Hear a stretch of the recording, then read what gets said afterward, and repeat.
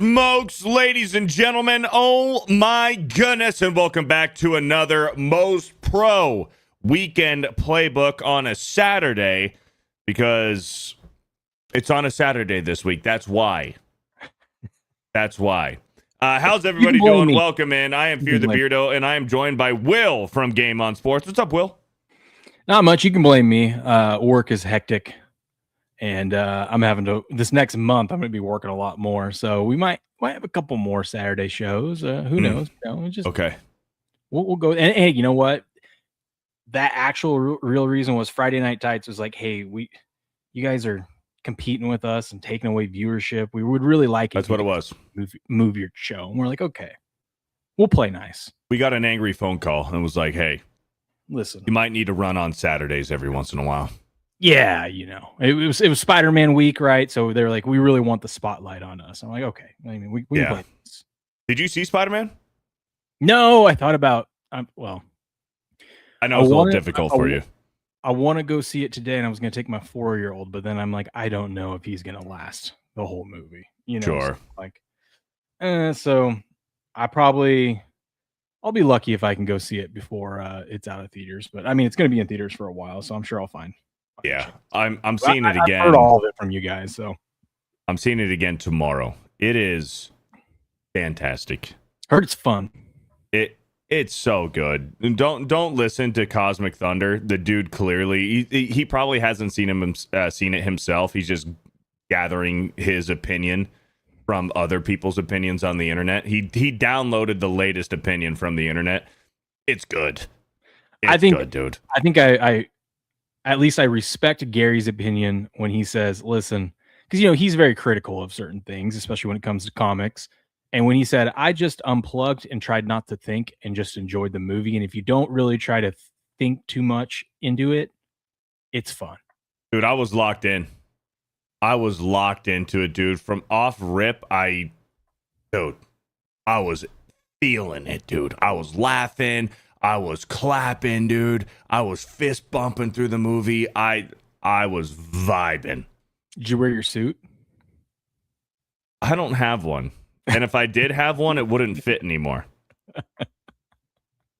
Now, Chad, you can make up whether I'm too large or too small for the suit that I might have had. I don't know.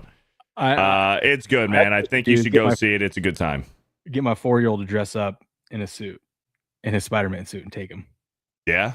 That's what we should do. He likes Spider. I mean, he's a big Spider-Man and Batman fan. I mean, what 4-year-old isn't, you know? Right. I had a good time, dude. And immediately when I got home Thursday night, I bought tickets again for Sunday to go see it again. Nice. Yeah. After Sports Wars? Right after Sports Wars. Nice. Right after Sports Wars, I'm headed. Dude, this guy Cosmic Thunder, bro. He's like, it's the fourth best Tom Holland movie, but in the other order. You're wrong. It is the best Tom Holland Spider-Man movie. It's the best one. Jeff says Will, and it's not even close. So Jeff Jingle says Will totally stole my F&T joke. About what? Which joke was that? I didn't even think I was telling about us having to move Weekend Playbook. Oh, okay. Maybe that wasn't a joke. I mean, that was serious. I don't know what you guys are talking about. Super serious. Shout out to the chat. Shout out to everybody in chat. We got Mako Gray, Alan Fernando, Jason Nelson, Last Boy Scout, Goody64, C. Wright, Cosmic Thunder, with the wrong Spider-Man opinions. It is what it is. Nobody can be perfect. Let's see. Sparty, Cubs fan, and the Ghost Wins Sports is here as well. Are we excited for the Hall of Fame game? Not really. I don't even know who's playing in the Hall of Fame game this year. Arizona and Carolina. I'm just awesome. Things we're getting in the right direction. The one thing that sucks about we're getting closer. The thing that sucks about this time of the year, and we'll talk about some of the more important ones, but we're all excited for football to come back, and so are the players, and that usually leads to injuries, and we've seen a few. Man, dude, too much EMFs near the practice facilities, the EMFs and stuff. San Francisco 49ers. Whatever's going on in Buffalo. That's right, and Dallas. We got an Achilles tear in Dallas. We had a number one Number one on Dallas's defense. He might have been a rookie. I don't know. Really? Yeah, we got an Achilles in Dallas. I haven't seen what happened in Buffalo. What happened in Buffalo? CJ Gardner-Johnson tore his Achilles. No fucking way. Yeah. Gardner Johnson is down with an Achilles. Yeah, Ricky Pearsall out for the year. Yeah, that one's crazy. I don't see season ending.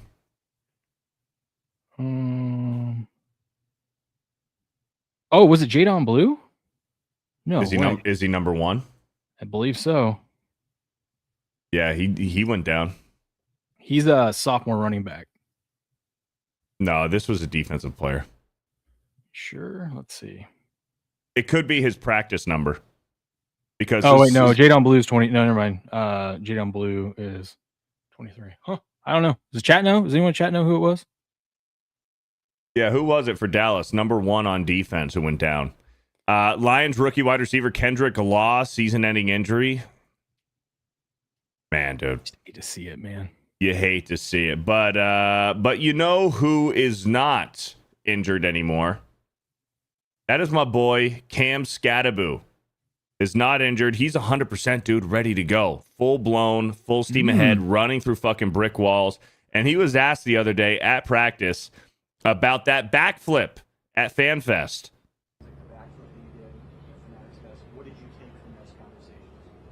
Yeah, I mean, obviously, I do some dumb things here and there, but... No, not you, Cam. Not you, Scat. You wouldn't do dumb things every now and then. Nah, dude, you're perfect. I learned from it. My coach talked to me, told me how he felt, and I learned from it. And will I go do that backflip again? Probably not. So, no more backflips for Cam. He says probably not. Probably not. Well, he's then asked a follow-up question. I mean, we live and we learn, and, we move on. Now, is it different when game time comes around then? I mean, when game time comes around, we'll see what game time comes around. But right now, we're focused on training camp, and we'll keep the backflips off the field for now. There you go. Keeping the backflips off of the field, keeping the back. Maybe when he scores a touchdown, we might see a backflip. Here's the thing, Will. I don't want to be seeing no backflips from Cam Scattaboo. None. But only if it's after they win the Super Bowl. Then he can do all the back. Maybe if they win a Super Bowl, then maybe. But here's the thing about backflips, dude. It's the ACL. Mm-hmm. That ACL, dude. And on that leg that he broke his foot on or broke his ankle, everything is weak in that leg. From all of the just recovery, just the muscle atrophy. Just don't even risk it, bro. I'm surprised he doesn't want to do another one just to redeem himself for not sticking the landing. At the Fanatics thing? Yeah. Nah, I think he's good. Retire it. Retire it, dude. But yeah, Cam Scat, no more backflips from my boy. We also got some news out of 49ers camp. Deebo Samuel just signed with the 49ers again on a 1-year deal. Went to the Redskins for a year. And now he's back with the 49ers, repping that number 19 because Ricky Pearsall changed his number to number 1. So Deebo back, number 19, and the 49ers are already sending him in motion at training camp here. I think it was a good deal for everyone. I mean, it's a 1-year, $7 million deal. You get a guy that that knows the offense, knows the facility. The only concern is his age and injury history, and that goes along with all their other wide receivers and tight end. Yeah. Mike Evans in, who's been injury prone. He was injured last year or 2 years ago. Last year he had that big injury. That's both why years. Both years? Yeah, he missed like 4. No. Yeah, he was injured briefly 2 years ago, but enough to get his 1,000 yards. And then last year, I think he missed like 4 or 5 weeks, which he wasn't going to come close to getting his 1,000 yards for his 14th consecutive year. Yeah. Deebo running with the 2s because that's Mac Jones right there. Your boy, Mac Jones. So Deebo running with the 2s. But he's back in San Francisco, man. Yeah. What kind of impact is Deebo going to have this year for the 49ers? Like I said, it's a guy that knows the system. So Brock Purdy's thrown to him before. So there's going to be a little... it's not a huge deal. The main thing is if he could just stay healthy the whole season, that'd be a win for them. Yeah, and it's all about his fitness and his physique and his health, because Deebo, he's one of those guys where He shows up heavy. Yeah. Well, Yeah. He shows up heavy, man. So did Travis Kelce. You see him? He's looking like you. He's looking like me. He's looking like me. No, dude. No fucking way. Travis Kelce is looking fat, dude. Let me see. Do you have it? He's like one. No, I don't. He's like 1 month into marriage. It's like, damn, dude. I bet you if I just looked up Travis, here it is. Oh no! All I did was type in Travis Kelce on Twitter, and it was the first hit. He's looking fat, dude. A little pudgy there, man. He's a little pudgy in the midsection, bro. Yeah. 1 month into marriage, man. He wasn't moving too well last year either. So we'll He see. was Though. I mean, slow I last don't year, have a dude. problem with some of these guys coming in a little heavy like this because after a month of training camp, by the time season gets around, a lot of that's going to be off. He's pregnant. Cam Man says he's looking like me. He needs his Pfizer Johnson & Johnson booster. He needs another booster. That's what it is. He's not in football shape, dude. That's rough. And he was already on the decline last year. Said, you know what? Let's run it back. Mahomes got injured. We had a fluke year maybe for the Chiefs. We'll run it back one more time. You'd think that if Kelsey's going to run it back one more year, one last ride, that he would be devoted, disciplined. He'd show up in the best shape of his life that he can at his age. I'm committed that last year was not a fluke. We aren't going to repeat that, and we're going to be the Chiefs of old. You'd think. But he shows up like this. He might still be doing that. Listen, he's a veteran. He knows how long the season is. So, and he obviously had a big wedding to deal with, and we have a month. I know, but what I'm saying is, he knows that if he came in at his peak shape in August, that's going to go away real fast after a couple months into the season. He's a vet. He knows he's going to take. Maybe he's taking August serious, and this is where he's going to get into shape over the next 6 weeks before we get the season started. And then he knows it's a 6-month grind if you make it to the Super Bowl. So, I mean, you can't burn yourself out come August, We'll see. There's a difference between burning yourself out and showing up looking like Santa, bro. Maybe those are abs underneath there. I don't know. Maybe he's wearing a quarterback flak jacket. No, he's not. He's fucking fat. Damn, dude. You hate to see it. You hate to see it, man. It's the Taylor Swift effect. I mean, you look at some of those chicks that go to the Taylor Swift concerts. He's looking like how the chicks look at those Taylor Swift concerts. Large. That just reminded me of a segment I want to do on my show tomorrow, another reason why I hope you show up. Things that you think are overrated that generally a lot of people like. Dak Prescott. Well, it could be that. I was going to throw like parades. I think parades are overrated and pointless. Parades are overrated. And pointless. You just stand around for people to drive by. It's for the kids. I guess it's for the kids so that they can see Peter Pan. Oh, and look, there's Captain Hook. And oh, look, yeah, it's whatever. But like maybe for young girls like Disney and the Disney princesses and seeing, oh, there's Cinderella and Ariel and whatever. But if you go to that kind of parade, I'm talking about a random parade downtown your local town that just like a 4th of July parade or something. Anything, it could be the Thanksgiving parade. It can be whatever. It's just they shut St. Patrick's Day parade. It just shuts down traffic. Yeah. It's a headache. You're just standing around and watch people drive by on floats. I mean, what are we doing? Yeah. Okay. I got one that's overrated for you. Okay. Filet mignon. Overrated. Overrated, dude. You're paying $100 for a steak that's this big. It's this big of a steak, and you're paying $100 for it. It's mid, dude. It's overrated. I agree with you. I got another one. Okay. Last one. Like festival concerts. Like where you go out.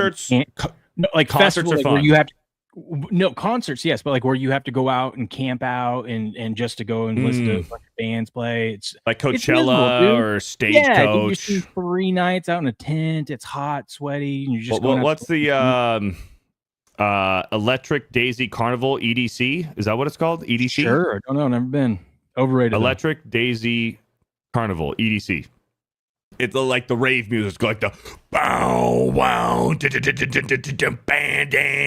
go into that one music. of those just And for it's like one you're night. required to do drugs and shit. It's like, oh yeah, well you're not gonna have a good time if you're not high on weed, if you're not on ecstasy, if you're not on Molly, if you're not on cocaine, and if you're not also fucking twisted on alcohol, then you're not gonna enjoy it. But like that shit's gay. I will say I've only been to one rave like that, and that one was a blast. It was just a one night deal, but it was in like a Were you on drugs? Possibly. Okay. All right. Yeah, the raves are overrated, dude. You know, high on life. You know, just taking it all High in. on life. Yeah, just taking it all in, man. The atmosphere. Yeah, 100%. 100%. Jason Nelson with the 2 says, did you see your boy Scat is sponsored by Meta PCs? I did see that. That was a few months ago when he was doing the Twitch streaming and stuff, and you know, when he was doing his recovery, he got sponsored by Meta PCs. Yeah, I did see that. All right, boys, we got a whole bunch of topics for you today. Roger Goodell hates NFL fans. What the hell is going on, dude? He hates us. The No Fun League. The No Fun League. Roger Goodell hates us. And the Chargers, dude, Justin Herbert might have just buried the Chargers 6 feet deep. Mm-hmm. Oh, man, that's tough, man. In a very competitive AFC West, Justin Herbert just says, you know what? I quit. I'm hanging him up. Man. It's done. Second year with It's actually nothing that he did. It's actually the NFL hates the Chargers. Oh, so the NFL hates the Chargers. Hates fans and the Chargers. And we'll get into why. Okay, we'll get into it. Can we start off with our best bet of the week? Best bet of the week. You go first because I don't have one, but you go for it. Okay, so we've been covering every day a new team on my channel and breaking down what they did last year, going through a Warren Sharp book a little bit, like what we're going to do with the Chargers today. And the other day we did the Saints. I'm telling you, boys, their win total 7.5.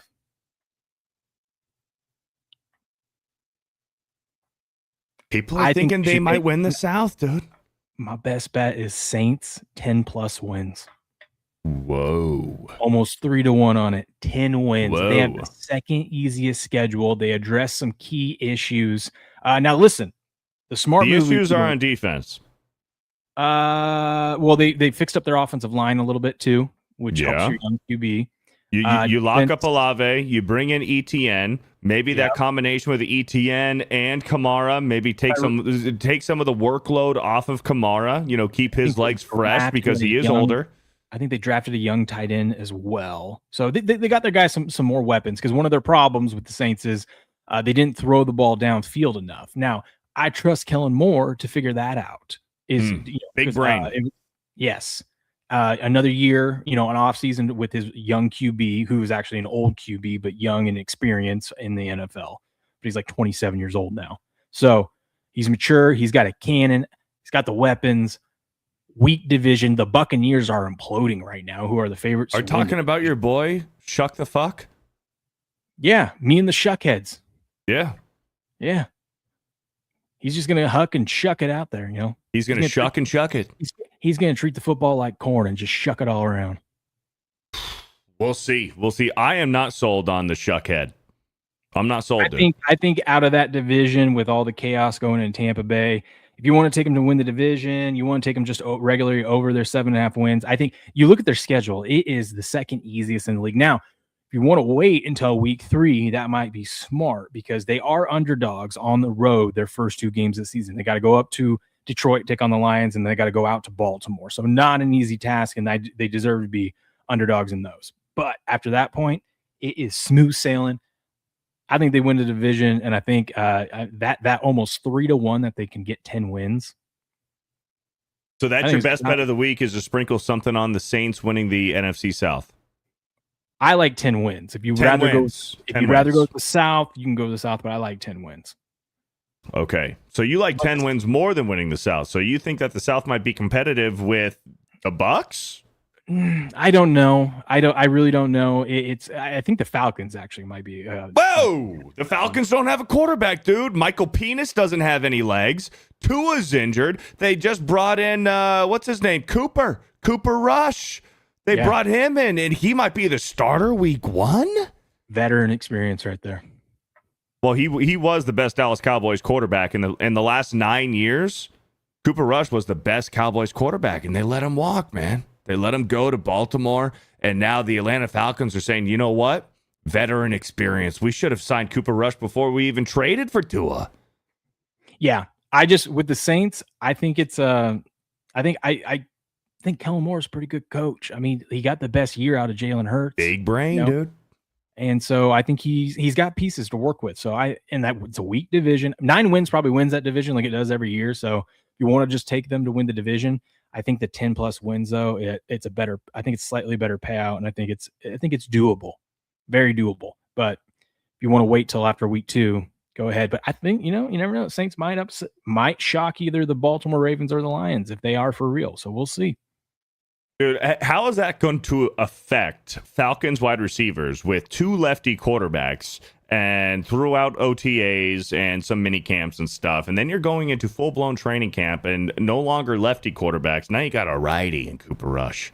Yeah, that is a problem. I mean, that was the whole advantage of them having 2 left-handed quarterbacks is linemen don't have to, change their shifts and the way they protect because your backup's also a lefty.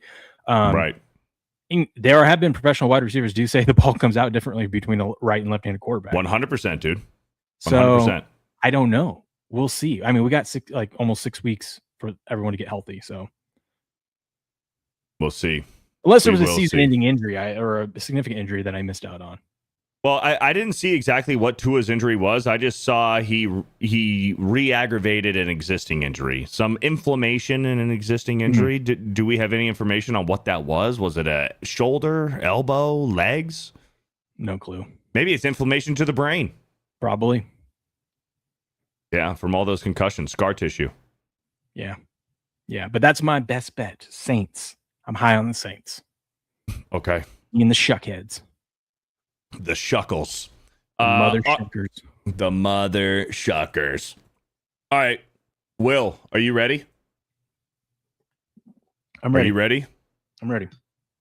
This is your not sponsored, soon to be future sponsored section of our, hey, boys, guess that player. Chat, you guys get to play along. Will's going to close down the chat.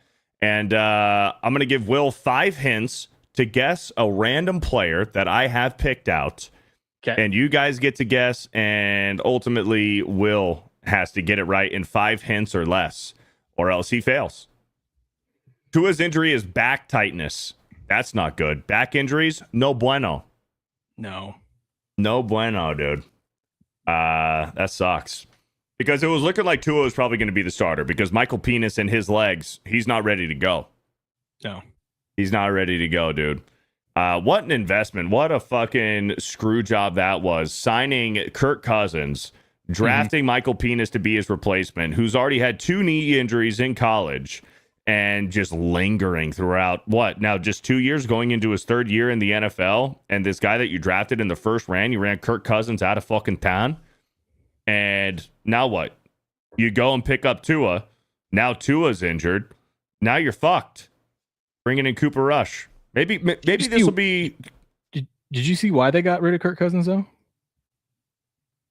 Because he was expensive? No, he's not a good locker room guy. He's not a good locker room. Oh yeah, I saw this. You like that? You thought it was your time, you fucking nerd. Big Kirko still ain't done, dumbass. You better be to ride the bench for another 2 years. We go 7-10, and I make $50 million a year, motherfucker. Yeah. I do want to talk more about the Bucks and what's going on with the Bucks, because you said that the Bucks are in shambles. There's a lot of. Yeah. We'll get to that. We'll get to that after our first segment here. All right. First segment, guess that player. Chat, you get to play along here with Will. First player, you ready? Ready. College. Texas Tech. Ooh, Tech. Don't look at the chat. I'm not. My computer screen's over here. Okay. All right. Texas Tech. I keep thinking of players from A&M, so I'm trying to Tyree Wilson. It is not Tyree Wilson. It is not. I don't even know if that's a good guess or not. It is not Who Tyree is Wilson. now, by the way, he went in the first round, like in the top 10 a couple years ago for the Raiders. Good for him. Okay. First hint was Texas Tech. Second hint. You ready? Mm-hmm. 5 Pro Bowls. 5 Pro Bowls. Texas 5 Tech. Pro Bowls. Yep. I don't know if this helps. 5 consecutive Pro Bowls. Ooh, dude, these first 2 hints never help me out because I do not. Don't look at the chat because it's in chat. I'm not looking at the chat. It is in chat. Know Tech players. I really don't. Pac-12 and SEC. That's kind of what I know. Let's see. Tech.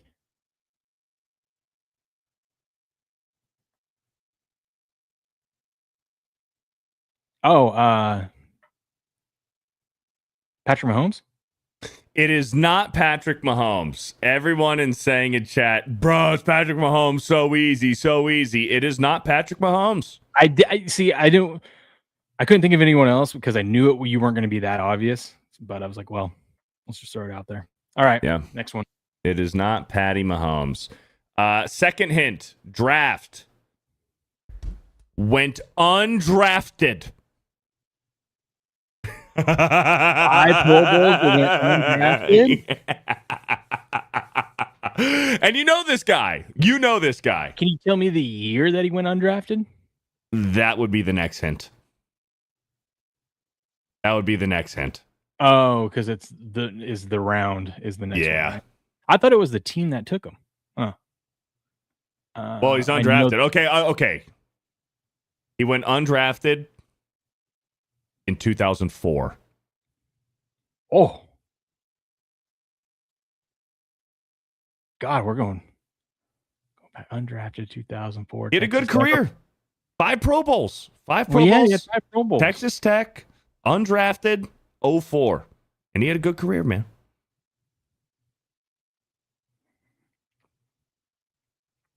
I'm thinking of so many people that it's just slightly past the 04. Like, Arian Foster. I know it's wrong. I just want to throw a name out. Is there. that your guess?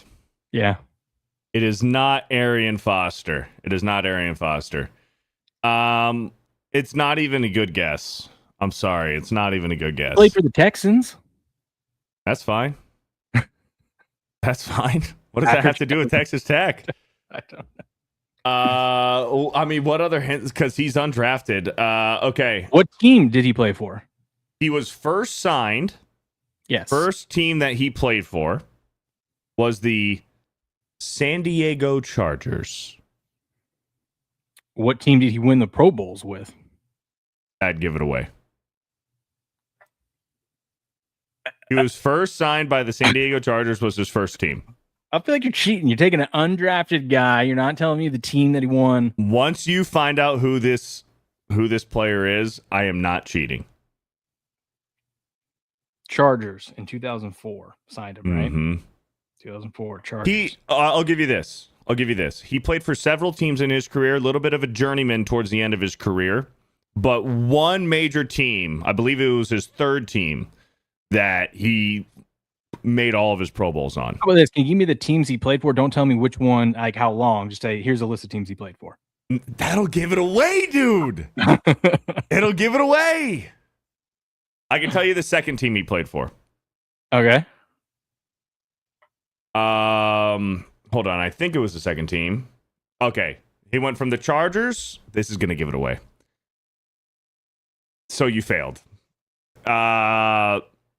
Miami Dolphins after the Chargers.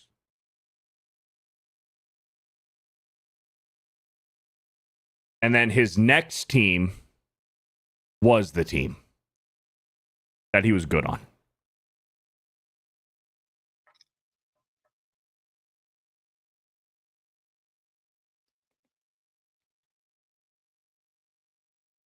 Dude,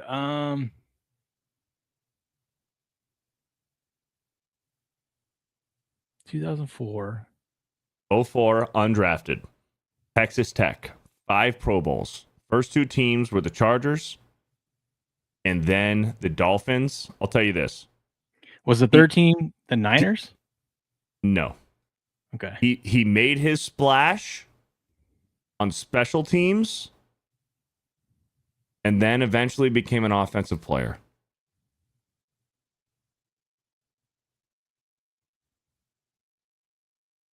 Made a splash on special. It's not Devin Hester, is it? Is that your final guess? Sure. It is not Devin Hester. Who is it? His third team was the Patriots, where he made 5 consecutive Pro Bowls. Wes Welker? Wes Welker is your I had player, no idea brother. he went to Tech. I had no idea he went to Tech. Wes Welker. You got me on that because I don't even think Patriots because you haven't like tried to pick a Patriot really. I don't think before. I've been picking Giants players. I don't know if you've picked a Patriot at least during that 2010s Patriot run. He was on that. Was he not on that 07 team? He might have been young on the 07 team. 07, 08 when they were undefeated. But that was more Randy Moss. That was more Randy Moss. Got there after the 07. If I remember correctly, I think he was there after the 07 season. Okay. I just know he had a. Let me see. 07. Got some heat from New Giselle England. for not 07 was his first year in New England. Okay. So he played all 16 games. He had 112 receptions for 1,100 yards and 8 touchdowns. Was it that Super Bowl? I thought it was a 2000. That was undefeated. I know, but was it that one or was it 2010? The one where Giselle got mad at him because he like dropped the ball that would have been. Yeah, so that was Super Bowl 46 when he dropped the ball, which would have given them the first down where they can run out the clock. Yeah. And Giselle was like, and Giselle opened up her mouth. Throw and catch the football too. Yeah. Yep. Damn. Wes Welker, brother. That was a good one. Yeah. I wanted to give you a Patriot, but maybe a tricky one. Texas Tech, though. Texas Tech. I didn't even know where he went to college before I looked it up. I didn't either. Yeah. All right, my turn. Your turn. Hit me. College, right? College. You're probably going to get it because not many people go to this college, but University of Miami. Yeah, sure. The U.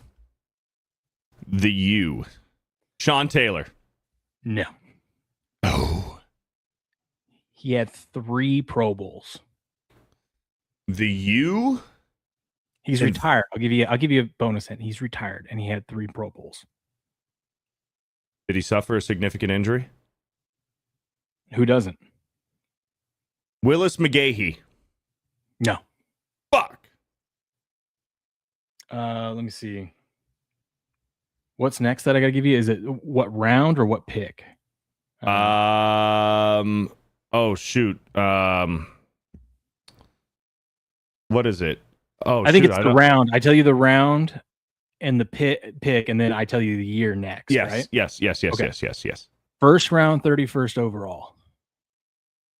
He's retired. Retired, went to the U. Yep. And he was first round, 31st overall. And he's retired.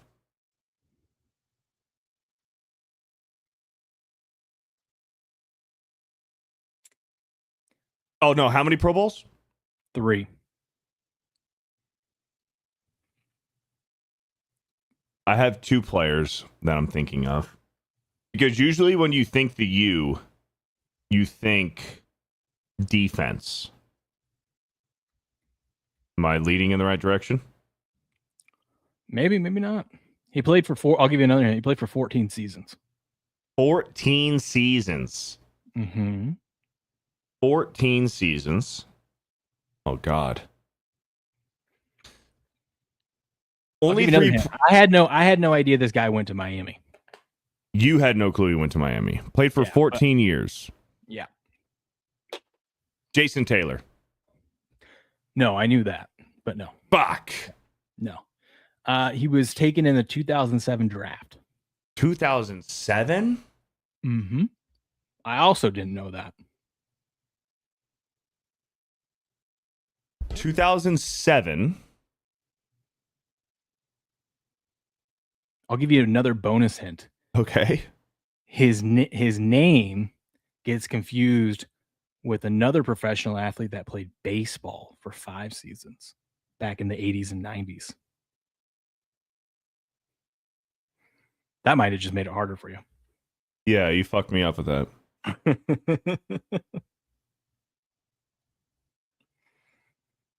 I'm not even going to think about that. Drafted in 07, first Don't round. look at the chat. Someone got it in the chat. Okay, I'm not looking. Is it a player? Do I know him? Yeah. I know him. He's pretty active too. So like you see him a lot on TV?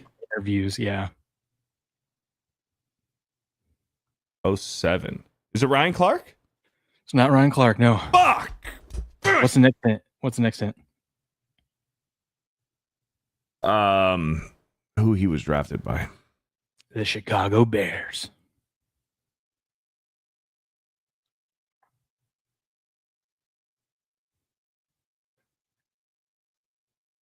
Chicago Bears. Yeah. He was drafted by the Bears, went to the U. Give you another hint. You wouldn't know him from being a Bear. He got famous from another team. Oh, gosh. Damn it. Ryan probably knows this one.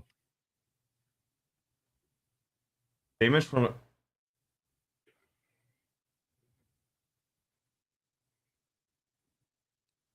I like this. This is the most stumped I've had you, and I've given you the most hints.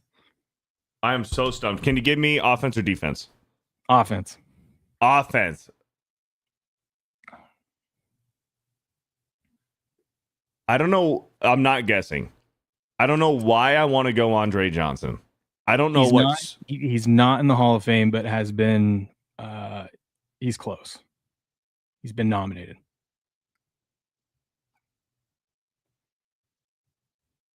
He's been nominated. He's not in the Hall of Fame, but belongs in the Hall of Fame. Went to the U. Arguably deserves to be in the Hall of Fame. I think he's top 10 in his position. Top 10 in his position. Drafted by the Bears from the U, offense in 07. Mm-hmm. Oh, it's Jimmy Graham. Nope. No. Greg Olson. Oh, he went to the U? I didn't know that. Yeah, he did. Google tells me. Gosh damn it, I should have fucking known that. Gosh damn it. And K-Man's right. Andre Johnson had more than 3 Pro Bowls. He had 7. Oh, man. And he's on TV doing interviews. I'm so pissed I didn't know that. I'm so pissed because 07, 31 overall, that would have given away the 06 draft was Bears-Colts Super Bowl. So that would have been Bears. Well, you already told me who he was drafted by Bears. Yeah. But I knew that Anthony Gonzalez was taken 32 overall, wide receiver from Ohio State to the Colts. Oh, I'm so pissed. That was a good one. I'm actually mad at myself. I'm mad at myself, dude. Because it's everyone knows him, right? Or I mean, any NFL fan knows Greg Olson. Yeah. And I would argue Yeah. maybe top 10 all-time tight ends, maybe. Yeah. Yeah, you can throw him up there. Numbers. Well, let's go through some tight ends. You got Tony Gonzalez, Gronk, Antonio Gates, Jimmy Graham, Jeremy Shockey. Who else is some great tight ends? Was Jack Youngblood a tight end or was he defense? I don't even remember. Youngblood. Travis Kelce. What about the one dude who has a son who's a criminal who played for the Browns? Kellen Winslow. Shannon Sharp. Jason Witten. I think we're kind of getting. I think Greg Olson, Jason Witten, kind of the same range. What about Dallas Clark? What about homeboy from Pittsburgh? Homeboy from Pittsburgh. Gosh damn it. Oh, yeah. Who are you talking about? Homeboy from Pittsburgh. Gosh damn it. What was his name? Big Ben always threw to him, dude. 83, number 83. I know you're talking about. I forget about him. But Heath some other guys. Heath Miller. Vernon Davis. You got George Kittle. Vernon Davis and George Kittle, they're overrated. I mean, Heath George Miller. Kittle's top 10 in yards. Did you know that Greg Olson's 7th in yards all time? I'm not surprised, dude. He had some years there in Carolina with Cam. Did you know Travis Kelce's 3rd in yards? I'm not surprised. I'm not surprised at all. Mark Andrews is 20th in yards. Mark Andrews really doesn't have that great of stats. What about Brent Selleck? Hey, my boy, Zach Ertz. I don't think Dallas Selleck's Goedert. on this. Zach Ertz is 8th all time in yards. Yeah, I'm not surprised by that either. I mean, but Greg's got the numbers. 199 games played, 742 catches. Very reliable. He averaged 11.7 yards per catch. And he averaged almost 44 yards per game, 60 career touchdowns. Yeah. Dude, one tight end underrated for the Giants, Jake Ballard. Tony Gonzalez has, listen to this. Tony Gonzalez has the most receiving yards, over 15,000 for a tight end, 111 touchdowns. But the guy in 4th place has more touchdowns than him. He has 116. Do you know who that guy is? Wait, hold on. Repeat that. Tony Gonzalez has the most receiving yards, and he has 111 touchdowns. He has about 3,300 more receiving yards than the guy in 4th place, but the guy in 4th place has 5 more touchdowns, 116. Who's the guy in 4th place?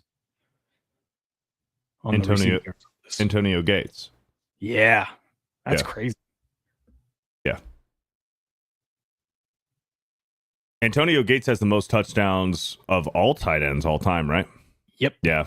Dude, him and that Phillip Rivers connection, dude. Dude, they were fantasy football machines for like 5 years. What about what's his name from Green Bay? Was it Julius Jones? Julius Jones, number 89. Maybe he was 88 with Green Bay. I don't remember. I think you're right. No, wasn't Julius Jones, wasn't he the defensive end? Who am I thinking of? Jones. Was it all-time Green Bay tight end? Was it Julius Jones? John Jones? It wasn't John Jones. Let's see. Who was that Green Bay tight end that Rodgers had for a while? Thinking after Michael Finley? No, nope. Last name was definitely Jones. There is not a Jones on this list. Well, he was pretty fucking good for a few years. Chat, who am I thinking of? And Jermichael Finley. No. Jones. I said Kellen Winslow. Eric K.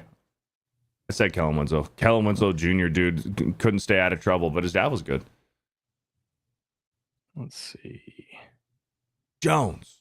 Just type in Jones, Green Bay tight end. You have a computer? I'm looking at the all top 10 Packers tight ends. There is no Jones on this list. Also, the Packers haven't had a good tight end since like the 70s or the 90s. James Jones, dude. James Jones was a guy. Dude. He was a guy. So much so you forgot his name. Yeah, I know. He was good. James Jones. Yeah. He was a wide receiver. Well, he was a wide receiver that played like a tight end. He was a wide receiver that played like a tight end. I'll be honest, dude. Big body out there. He was a big body, dude. Those big body wide receivers. I mean, you could say the same thing about Aaron Hernandez. He's a tight end that played like a wide receiver. Yeah. I got this clip for you. Speaking of Wes Welker, have you ever seen this clip of Bill Belichick trolling Wes Welker? Literally predicted. And, dude, he faded Wes Welker to his face. Have you ever seen this clip, bro? Watch this. This is Wes Welker in progress, and he looks just like him on the field. It's amazing. attorney. What's that guy's name that played before Lou Gehrig? You want to look at these or you want to wait until the next? Wally, yeah. Yeah. You ever hear of Wally Pipp? Wally what? Wally Pipp. You never heard of him? Yeah. Well, he played first base before Lou Gehrig. Oh, okay. Then Lou Gehrig started like whatever it was, 23,000 straight games. Right. Yeah. The little man. That might be the punt return story. No doubt. Hey, you can have it, man. Oh, there you go. Way to compete. Way to compete. Way to compete. He literally told him, he's like, hey, Wes, you ever heard of Wally Pipp? Well, he was the first baseman before Lou Gehrig. Just so you know. And then Wes Walker picks up on it. He's like, oh, are you talking about the little man, the returner? Julian Edelman? Yeah. And then he's like, yeah. He's like, yeah. Wes Walker's like, well, he can have it. I'm like, that's Julian Edelman. What are you talking about? No, dude, literally, this is what Bill Belichick was doing. He was telling Wes Welker, hey, this is the guy. He's like, Julian Edelman is the guy that's going to make this franchise forget about you. Poor Wes, never won a Super Bowl. Never won a Super Bowl, man. Yeah, he went to 2. He went to 2. Actually, no, he went to 3. He went to 3. He lost with Denver. Yeah, against Seattle. He lost with Denver against Seattle as well. But, dude, straight up to his face, he's like, hey, Julian Edelman, he's the guy that's going to make Patriots fans forget about you. To his face, bro. Savage. And he laughs at him. He says it like, dude. Like he's trying to act like he's joking, but he's not. Fucking savage, dude. We have to report on a story that broke last week. Me and Ryan talked about it on Sports Wars because you weren't here on Sunday, were you? No, couldn't make it. Me and Ryan talked about it a little bit, but we have some more information about Tony Romo. Tony Romo arrested in Wisconsin for not a DWI or a drunk driving. Wisconsin has some lenient drinking laws while driving or whatever. But right now, so we don't know what is going to happen to Tony Romo legally. But right now, developing, Tony Romo is now on leave from his role at CBS Sports until further notice. The network announced J.J. Watt is going to replace Romo and work with Jim Nantz and Tracy Wolfson for now. So that's tough, dude. Tony Romo is being placed on leave. J.J. Watt's going to replace him. Will, go for it. Let's hear your opinion since we haven't heard it yet. I thought he had some good rebuttals to that lady cop when she goes, we found in your car, we found some shooters, little, shots of alcohol. And he's like, yeah, but were any of them opened? I'm just right. Like, that's what you decided. But I thought that was like, he had a point. She wouldn't answer that. Did we, I see someone put 0.079 in the chat. Do we know, last I saw, he refused to give a breathalyzer or whatnot. I don't think we know what he blew or what his blood alcohol content was. I'm not too sure. It's also strange that he would have got that. So he played in a golf tournament, right? And he must have had drinks afterwards because we can assume he's not drinking on the course. Although he did shoot 35 over for the week, the 4 days, and 12 over that last day. Because he was coming from a golf tournament. Yeah, so maybe he was drunk on the course. I don't know because he played terrible. Still made. Hey, how cool would it be if you could go out and shoot 35 over and someone paid you $60? Listen, I'm not surprised that Tony Romo likes to drink the booze. He seems like a guy who enjoys himself an ice cold beer, maybe a vodka Red Bull, some cocktails. But what I'm saying, Tony Romo likes to have fun.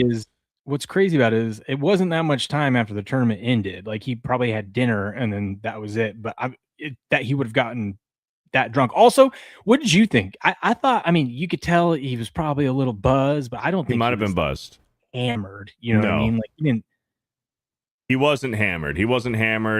And Cam Man said it. The video that's coming out of his sobriety test of doing all the different exercises and stuff that they put him through is probably why he's being placed on leave. It's a publicity thing, not a legal thing. But chat, I don't know if you guys have seen it. We do have footage of the sobriety testing that the Wisconsin police put Tony Romo through. This is what they had him doing. His workout. This is what he does. Opening that right hip and then whipping that left hip. That's where he gets. I'll pause it so we don't get Get dinged there. The da-da-da-da-da-da-da. It's all his power. Maybe you can see golfers doing the same thing. And here he So that's what they had him doing for a sobriety test, dude, and he failed. He failed the sobriety test. Did you see the clip of him when to follow the light, and he is just blatantly turning his head, and then he looks at her and says, "Did I pass?" And she goes, "Please turn around, sir." And he's like, "Oh, God, I didn't pass, did I?" Yeah. That was the best line. He goes, so did I pass this test? And she goes, turn around. He goes, I guess not. Yeah, I guess not. Yeah. That sucks. I don't think they get rid of him. I mean, it'd save him a lot of money. I think he has like 70 something million left on his contract. So it could save him money, but yeah, how much of that is guaranteed though? What? How much of that is guaranteed? What's his contract look like? I mean, this is a network contract.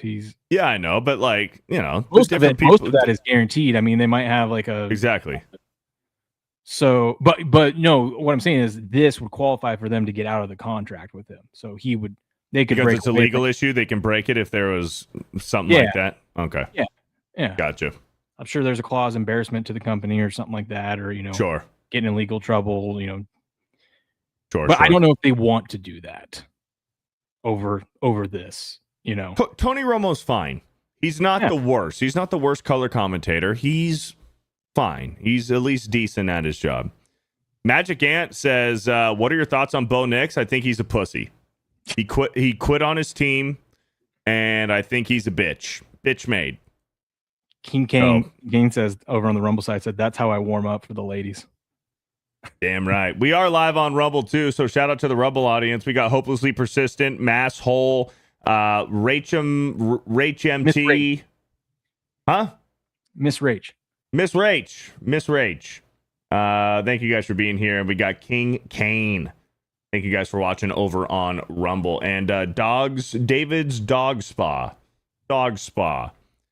Eric K with a 5 says, Romo had Jessica Simpson bent over a rail in Cancun with the drink in one hand, his other hand grabbing those hips. He enjoys the drink. Tony Romo did smash Jessica Simpson. So he's a stud. Wasn't a fan of him when he was with Dallas, but now as a color commentator, I don't mind Tony Romo. No. But don't mind him. Don't mind him at all. All right, Will. Roger Goodell. Yeah. You got the floor, man. Go for it. You want to pull it up? So the NFL, since we are, this is a gambling show, we got to talk about it. We talk about Kalshi a lot too. It's where I do. We love Kalshi. Yeah, it's where I make my predictions. I don't use that poly market stuff. I use Kalshi.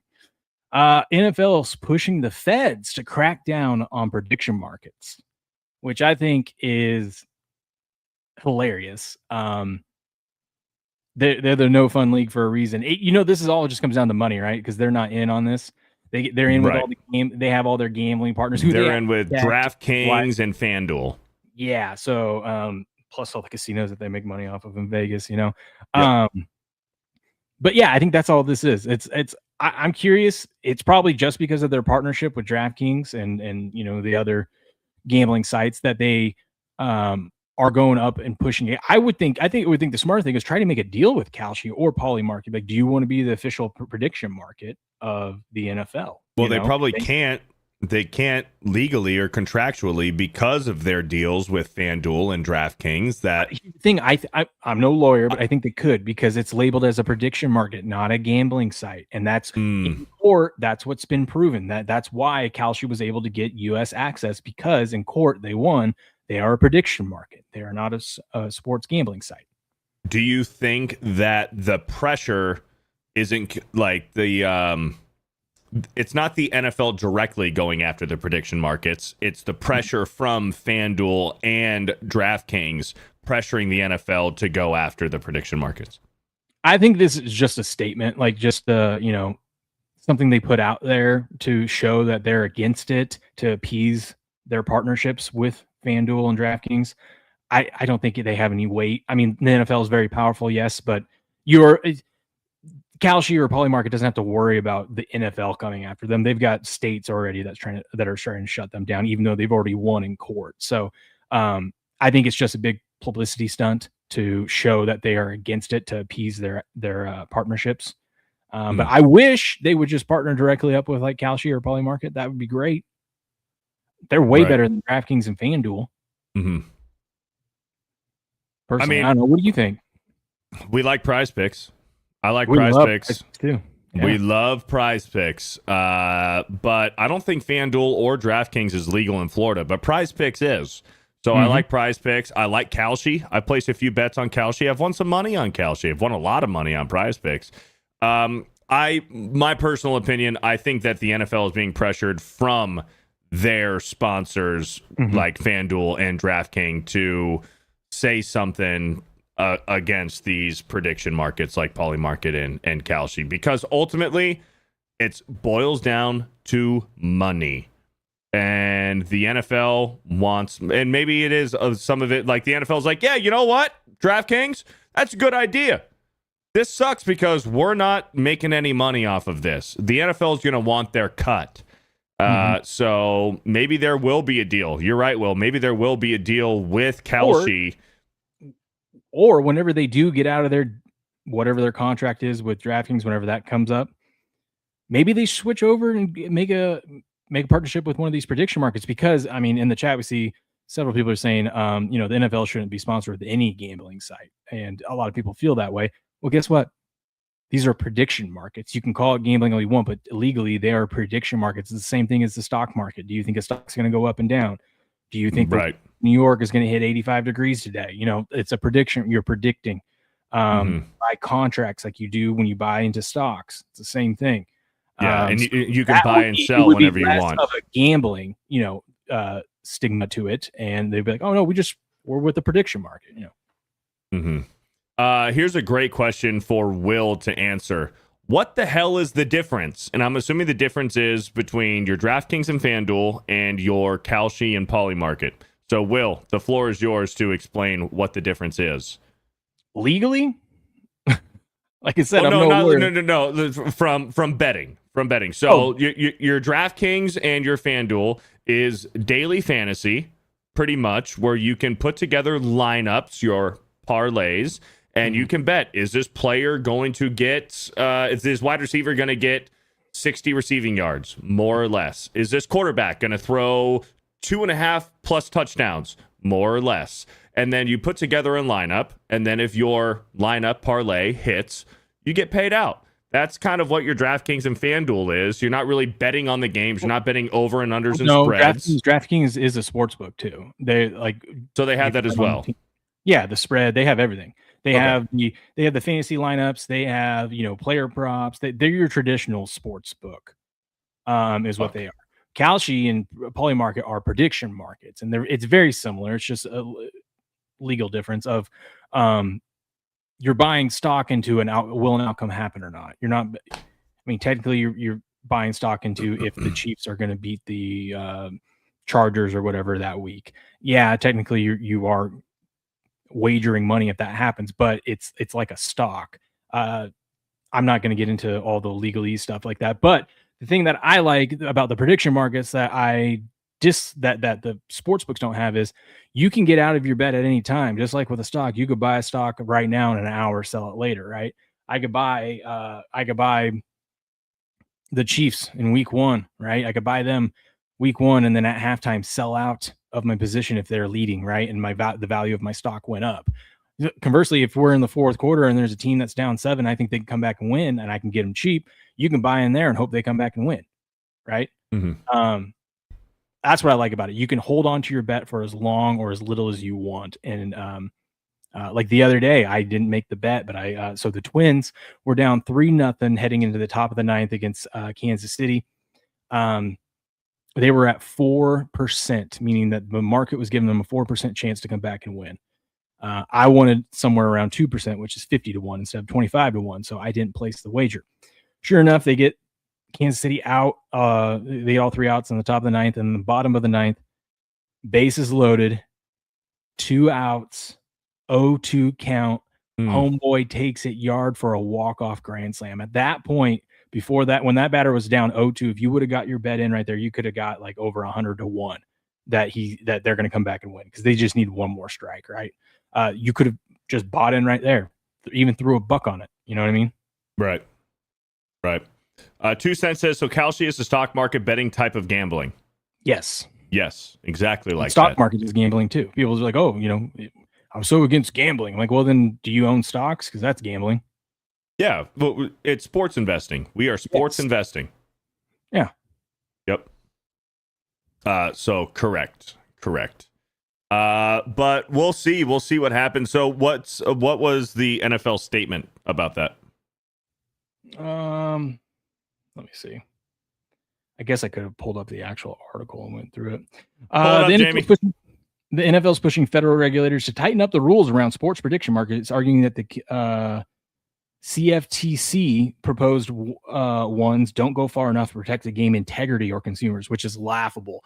You are literally partnered up with a sports betting site, and there's scandals of players even betting on your sport, and you want to say that these prediction markets it hurts the integrity of the game. Come on. It's like once the NFL and all these sports leagues got in with the sports books, you can't talk about integrity of the game anymore, in my opinion. Right. Because that's not what it is. Like we said, what it is they're not getting a cut of the pie. You know what I mean? They're not profiting off of it. And it actually is taking profits away from their partners. So they want to put it into it so their partners can make more money.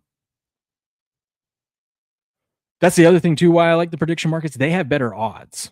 They have truer odds because it's peer-to-peer trading. Like it could be Beardo and I don't even know. Beardo could be on the Giants in week 1 and I could be on Dallas and I wouldn't even know if I'm taking his bet or not, but it's all peer-to-peer. With a sports book, you're betting against the actual house, against that company. Mm-hmm. Whereas on the prediction markets, it's peer-to-peer. It's real people wagering against each other. I could be taking your money or you're taking my money. Yeah, exactly. Yeah. Let's see. They want to ban it because it says they are especially vulnerable to manipulation, including wagers tied to officiating decisions, individual player performances, first plays of games, coaching decisions, and roster moves, which is kind of like everything else. The NFL also wants to raise everything else. Yeah. They want to trade. They want to raise the minimum trading age for sports events contracts to 21, up from 18. I mean, I'm okay with that. But you're an adult. Like what? You're 18. If you want to go to Vegas when you're 18 and bet on a game, you can. Yeah, but you can't drink. Can't buy smokes. Actually, in Vegas, you probably can. You can buy in smokes. Vegas, you could probably buy smokes. No, smokes is 21 now, dude. Cigarettes? All tobacco products are 21. Maybe. Not here. Is that in California and Florida? It's 21. I thought that was nationwide. Was smokes was 21 now. I believe that's the case. Let me see. Oh, it is all. I didn't know that. Told you. Federal law changed it. I didn't. When did that? Oh, in 2019. Huh. Yeah. That was a Trump thing, dude. I didn't know that. Wow. All smokes, tobacco products are 21. I mean, I don't smoke. I don't smoke cigarettes. Never have. I'll enjoy a cigar every now and then. But Zins fall in that since it's nicotine 100%. or just tobacco. Okay. Nope. Zins fall into that too. Nicotine. Dude, it must suck to be a college student now if you're not 21. You gotta get your buddy who's a senior to buy you some. Zins, dude, you gotta bum Zins off of people. Yeah. All tobacco hard products. enough to find someone to buy you beer. Now you gotta have them buy you Zins as well. I mean, come on. Yep. That sucked. Yeah. I don't know. I don't. This is a money thing. They're giving their if, ands, or buts and their reasons for why, whatever. It's misleading, but that's gambling, dude. That's investing in anything. Like to me, this is a fugaze of money. It's a guise for money. Aside from the NBA, which is reportedly in talks with Kalshi and Polymarket, the NFL is the only remaining major North American sports league without a prediction market partnership, which I think the NHL has one. I think they were the first ones that I saw had one with Kalshi. Yeah, well, I think it's, like I said, I think it's just them. They want money. Yeah, I think so too. Last Boy Scout says gambling is not an investment. It is to us, damn it. It is to us. There's people that make a living off of sports investing. You're investing into that team It's And the you're same, going to like, make the money same off as of if it. you were to buy Apple at a certain price and sell at a certain price. It's the same thing as looking at like which teams are valuable and which teams are not. And that doesn't mean which teams are good and which teams are not. Which teams are valuable in the market, which ones are cheap, which team out there, what team is every year there's a team that finishes in fourth place that last year that will finish in first place this year. It's happened over like the last 18 seasons or 17 of the last 18 seasons. Can you figure out which team that's going to be and buy low on them? Right. Or, the Chiefs won their division 9 years in a row or something like that. Maybe you think during those 9 years, you just picked them every year. It was a small return, but it was, you thought it was a good investment, like a savings bond, Yeah. Let's go ahead and talk about a sports team, an NFL team that you should not invest in this year. And that would be your Los Angeles Chargers. Stay far away from the Chargers this year. Yeah. And So Will, tell us why. This comes off the news of Justin Herbert getting engaged. So I thought it would be a good time to talk about it because, a lot of people are high on the Chargers this year. They've got Mike McDaniel's there running the offense. Yeah, no difference between sports wagering being a day trader. Absolutely. And a lot of people are hyped up, third year of Jim Harbaugh. We got the Chargers. Herbert's engaged, maybe this is what he finally got his ring. He's pussy whipped. I don't know. She cut off his balls. He's ballless. I know a lot of people are hyped for the Chargers, and I was initially, like, when I first sat down before doing any research, was like, hey, you got the Chargers, they got their tackles coming back. You got the center that didn't even take a snap last year because this time last year he had a season-ending injury. They were weak on the offensive line because Joe Alt went out, the right tackle went out. They couldn't do anything. They still had a pretty good season, but they had all these injuries, and that's kind of what ultimately prevented them from, doing better. So I was like, okay, they're getting those guys back. I like the Mike McDaniel hire. I think he's a great offensive coordinator, terrible head coach. There's a lot of those in the league. Josh McDaniels is another one. Great offensive coordinator, terrible head coach. I think you can make the argument with what's his name? Redskins coach too, Dan Quinn. Great defensive coordinator. Probably great not defensive coordinator. You can say the same thing about a lot of coordinators. Josh McDaniels, bad head coach, great offensive coordinator. Wade Phillips, bad head coach, great offensive coordinator. Your dude, Romeo Crennel, great defensive or offensive coordinator, can do both sides of the ball. Not a good head coach, but a good coordinator. Yes. And I was excited. I'll pause this like part way through so we don't get Bill O'Brien, great coordinator, bad head coach. And GM, bad GM. Yeah. I was excited because with McDaniels getting there, because we're going to get conversations like these, clips of these. Have you seen this? Yes. You seen it? Okay. Yeah. Go ahead and play it. You feel the juice, coach? You feel the juice? Yeah, We just got too many ball guys. You can't help yourself. It's awesome, man. It's awesome. Look at us run to the line of scrimmage. I think I'll pause it there for a second so we don't get dinged. But right. Just look at these two guys. Look at this freaking goofball right here. Who, Harbaugh? Yes. Look at it. They're both goofs, dude. I know they're just so high energy, positive people. Here we go. but like all the investment that's been made. Right. It's like putting money in the bank. Now it's time to start withdrawing. I've never wanted training camp to start more. Dude, they're a great match, dude. They're a great match. I wish it would work out for the Chargers. I would like to see Justin Herbert do well because I do think he's a good quarterback. He just can't get it done in the playoffs, and he plays in a very competitive division. Yeah. Here's why, though. I don't think the Chargers are going to. Their season win total is at 10.5. They've gotten 11 wins the last two seasons under Harbaugh. I don't think they get 8 wins this year. No. And here's why. Tell us why. They had a bunch of injuries last year. You can't predict when teams are going to get injured or not, but I mean, it's safe to say you're coming off some serious injuries. There's a risk that could happen again. And God forbid if Herbert goes down. We don't want that, but God forbid if that happens. But the main thing is this team who had a rest advantage last year and still struggled because of all those injuries. This year, they have the worst rest disadvantage of any team, and the what, fourth worst since 2000, fourth worst in NFL history since 2000. They have 24 days less rest against their opponents against their opponents, and 4 of those of which, look at this, they play 4 games where their opponent has a week extra rest coming off a bye. They play 4 teams coming off a bye, including Kansas City, Houston, the Patriots, and the Raiders. Now you can say what you want about the Raiders, but still, they get 4 teams that are coming off byes, Beardo. Damn. No, not good. Not good. They got a decent bye week at week 7, but I mean, look at their schedule is pretty damn tough. I know they get to start out with a couple cupcakes, but then it really ramps up after that. They have 3 days less rest before they face. So the Bills will have 3 extra days rest when they. Can I be honest with you real quick? I can see them dropping that second game to the Raiders. Is that in Vegas? No, they're both in LA. They're both in LA. Well, the thing is, dude, Raiders fans, they travel good. And Raiders fans are mostly in California. They're not in Nevada. They're not in Vegas. Raiders fans are in Cali. And you're just a closet Kurt Cochains fan. Hey, listen, I'm fan of white Christian quarterbacks. I'm a big fan.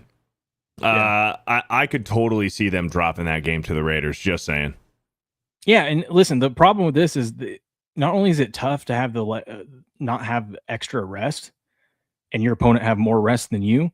If you do get injured, it just doesn't give you time for these guys to get healthy, to get back. I mean, the only good part about their schedule is they do get an extra week before they have to face the Rams. Still isn't going to be easy. They have 3 less rest days before they have to play the Ravens on Monday Night Football in Baltimore.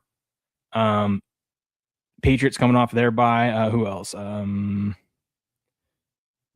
Yeah, it's just they have not only tough games. I mean, a lot of playoff teams from last year, right? Yeah. Tough road games, less rest. If you study this over, I really got into it last year, and this summer I've been looking at a lot. There is a thing to these teams that have this rest disadvantage. It's a real thing, and it's really hard to overcome. So I think your better bet is, the market's high on the Chargers. I think they're going to get 11 wins.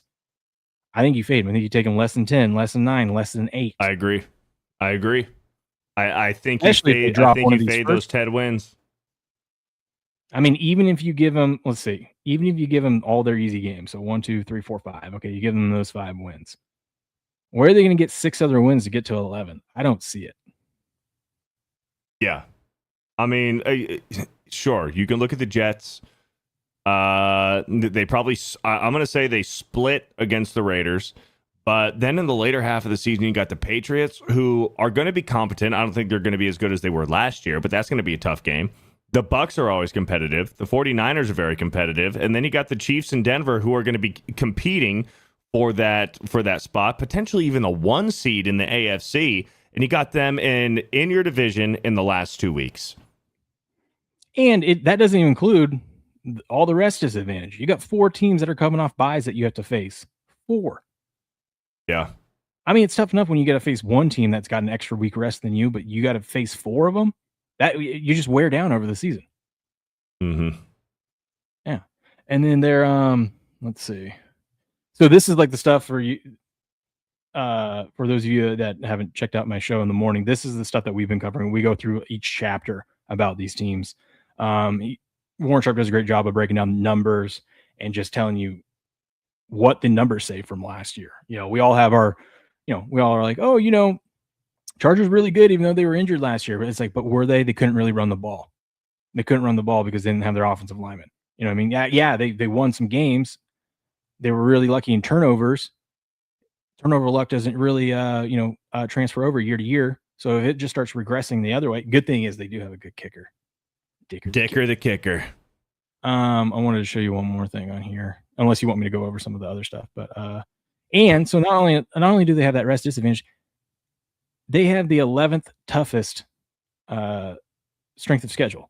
Right. This is based off of Vegas win totals. So ESPN does strength of schedule before the season. All they do is go, how good was a team last year and how many wins did they get? And then we're going to apply it to this year. which is stupid because last year's team is last year's team. These are totally different teams. They had, we all had the drafts. We had free agency. We have guys that retire, leave, guys that get signed to different teams, trades, all that kind of stuff. So what this does, this model right here, which I think is more accurate, he takes the numbers in Vegas. What does Vegas think you're going to do this year after all the free agency and draft and everything like that? What does Vegas think what's your win total projection, right, in Vegas? Because that's where the smart money is it's pretty sharp. And then they take your opponents based off of Vegas's win totals and add it up. And the Chargers have the 11th most difficult. So they have 11th most difficult, and they have the 4th toughest rest disadvantage in NFL history since 2000. Not a recipe for success. As much as I love Harbaugh and I think Herbert's a good quarterback, just hasn't got there yet. As excited as I am to see Mike McDaniels in this offense, I think it's going to be a down year. Another reason why with you. Look at them up there. Look at those Saints. Lions, Saints, Bengals. Yeah.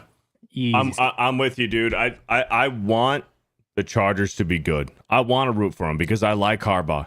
I like Herbert. But I like fading them this year, dude. I do. Let's go up to the Will's pros and cons for this season. What you have? Oh, why bet the over? Why bet the under? Correct. Hold on. Let me just read this real quick for you. This kind of just summarizes what like his thoughts after going through the chapter. Okay. So it says this offseason, Chargers attacked the two things most likely holding Herbert back: protection and play calling. Jesse Minter gave the Chargers a top tier identity for 2 straight years, and losing him to Baltimore is not a small thing. And then there's a schedule, which is brutal. A league's worst rest setup, 7 rest disadvantage games, multiple opponents coming off buys or mini buys, and a much tougher opponent slate from week 3 onward created one of the hardest paths in the AFC. Still, this is the best version of Herbert argument the Chargers have made yet. Healthier tackles, better interior, better play caller, same elite quarterback talent. If Herbert is truly what the league believes he is, 26 is a season where the numbers and playoff results need to finally catch up to the reputation. Chargers spent the offseason removing the excess around Herbert. Excuses. I can't read. Had a Beardo moment. Removing the excuses around Herbert. Now the hardest part begins, proving they were excuses, not explanations. Mm-hmm. Okay. Yeah. But here's his argument of why I like these, because he gives it's like a lawyer in court, right? He's making an argument. You're the jury. Here's why you should bet the under. Here's why you should bet the over. You decide which one you agree with more. So why bet the under? The Chargers won 6 of their 11 games in 25 by 1 score, tying for 8th in 1-score victories. Furthermore, their .75 winning percentage is one score games, ranked 3rd because they lost only 2 1-score games. The schedule makers did the Chargers no favors, as they have the largest rest disadvantage, 24 fewer days of rest in 26. They face 4 opponents off full buys, 2 off a mini buy, and 1 opponent with an extra day of rest. The team's net days rest are the worst since 2013, and the 4th worst since 1990, not 2000. 1990. Yeah. Jim Harbaugh has won precisely 11 games in each of his 2 seasons as head coach of the Chargers. Success doesn't mean he's above reproach. The Chargers were 29th in the rate of going for it on 4th down last year, and Harbaugh's conservative decision-making led the Chargers ranking 29th in EPA per play on 4th down decisions. In Harbaugh's 2 years as the team's head coach, the Chargers are 30th in the rate of going for it on 4th down and 31st in EPA for 4th down decision-making. So he's conservative. He doesn't like to go for it. He's not like the new young analytic guys. He's very conservative.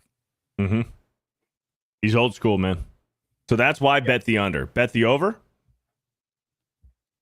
Here's why you should bet the over. Injuries ripped through the Chargers in 25. They were 25th in offensive player health, 23rd in defensive player health, 27th in total player health. Making matters worse, the injuries on offense included cluster injuries along the offensive line.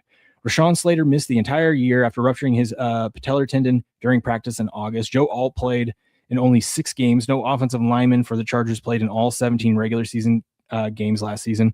In addition to getting Slater and Alt back, Chargers hit the offensive trenches in free agency and the draft. Justin Herbert predictably played much better with Alt on the field last year. His EPA per imagine that. His EPA per dropback with Alt on the field would have been the highest among qualified quarterbacks last year if he had produced it over the entire season.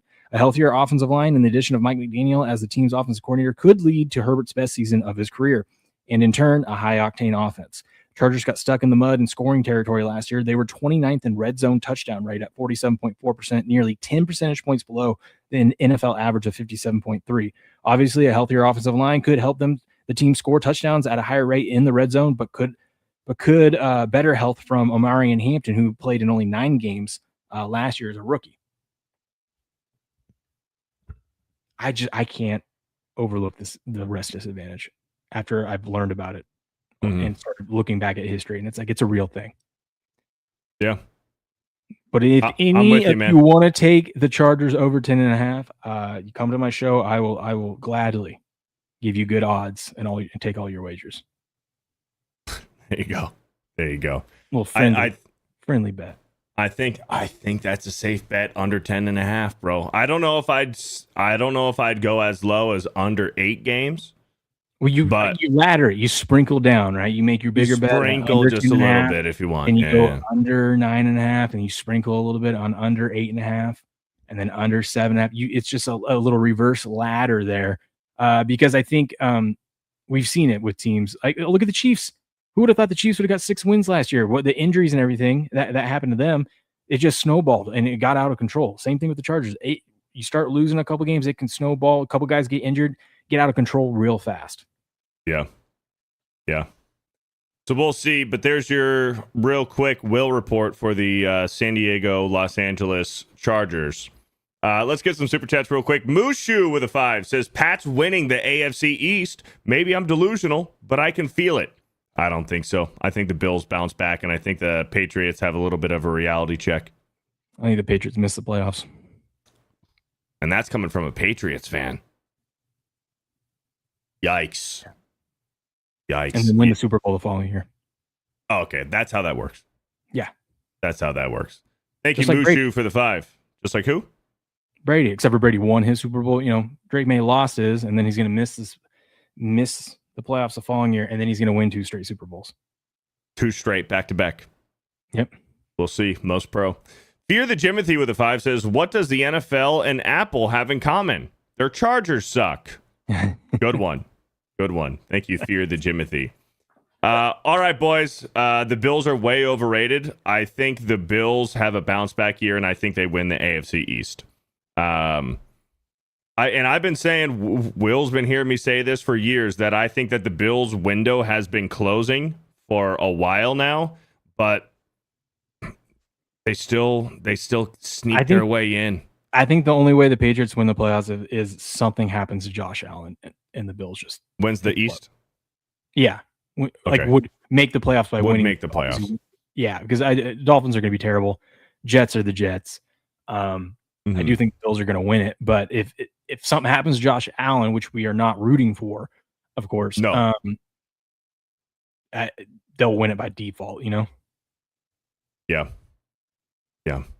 All right, boys, we're going to go ahead and call it there. A little bit of Tony Romo news. We got some NFL, poly market, Cal Sheet prediction market. I don't know what's happening. Roger Goodell and the NFL, they hate NFL fans. And a little bit of why you should probably fade the Chargers this season on their win total. But Will, what do you got going on, man? Not much tomorrow. We have this on Sunday. We do a wise guy roundtable where we bring in a bunch of wise guys, and we talk sports during football season. Is when we all preview the games together and give our best bets for each game.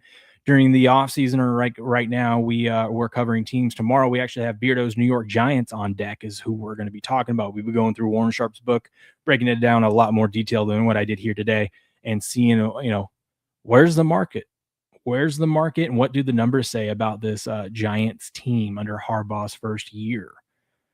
Where can we find some good betting angles? So we'll be doing that tomorrow at 8 a.m. Eastern over on my channel, Game On Show on Rumble, Game_On_Picks here on YouTube. There you go. And I'm going to try to be there. I'm going to try to be there tomorrow for that Giants, for the Giants talk, because there's not a bigger Giants fan than me in the world. If Beardo doesn't show up tomorrow in the chat, you got to just spam the chat with Beardo Fat if he doesn't show up. Yep. Do it by all means. Go check out Game On Sports over on Rumble and on YouTube and on Twitter. I'm going to be live here in a little bit over on Xcast, and I'll be on Sports Wars, this channel, tomorrow, 11:30 a.m. Eastern, for our regular Sunday morning Sports Wars podcast with Ryan, RK Outpost. And are you going to be there tomorrow? I'll be there tomorrow, and I was going to say we should be back to our normal Friday next week. Normal Fridays next week. Unless you got something coming up. I'm going to be in Vegas and Cali. Oh, all right. We'll see. When you get back? I'll be in touch. I don't get back to Florida until Wednesday morning. Oh, damn. So I leave for Vegas Thursday, and I get back Wednesday. Okay. We'll figure it out. Play it by ear. We'll figure it out. We'll make a post. We'll make a community post for when we're going to do the next Most Pro Weekend Playbook. But we'll see. We got a lot of moving pieces. But once it's NFL season, we're locked in, and we're going to be giving you some best bets, and we're going to help you guys make some money. Wisely, of course. Smart money. Oh, yeah. Go check out Will, Game on Sports. We'll see you guys tomorrow for Sports Wars Podcast. You guys have a great rest of your weekend. Have a great rest of your Saturday night, and we will catch you on the next one. Geeks and Gamers, Sports Wars, we're out. Good night, everybody.